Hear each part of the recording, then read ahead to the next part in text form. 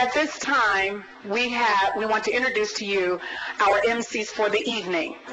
From WHIL, the girl, Natasha Williams. And another individual that we allow into our homes in the mornings when we're getting up, around lunchtime and even in the evenings. Been a part of many of our families for a long, long time. Ladies and gentlemen, that other Mark, he's here. Mark Bunio. What is this? This is our third time. This is the third time? 6 years. 6 years. Gosh, you don't look a day over 2 years. And you look gorgeous. Thank you. And everybody here looks great. Everyone looks wonderful. They clean up really nice.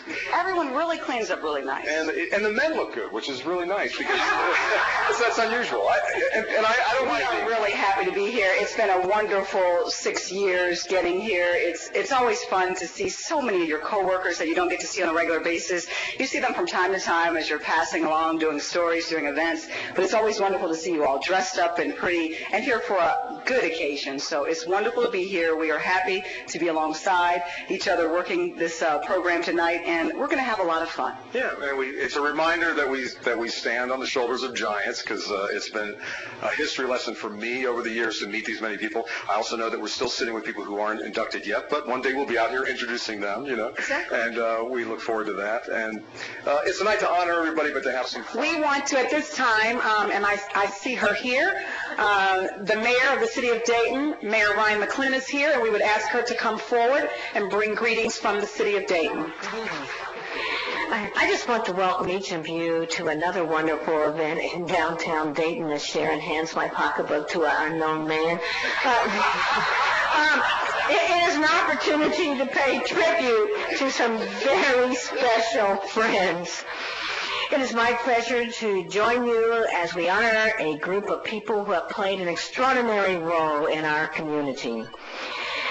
The familiar faces and voices of local broadcasters are an important part of the cultural fabric of any community.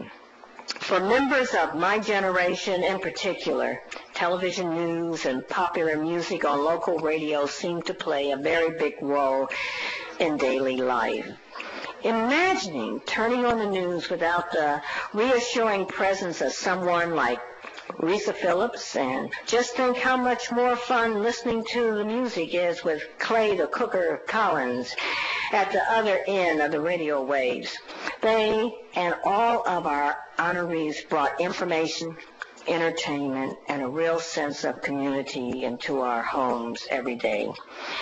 I also want to acknowledge our special honorees, Dr. David and Doris Ponitz.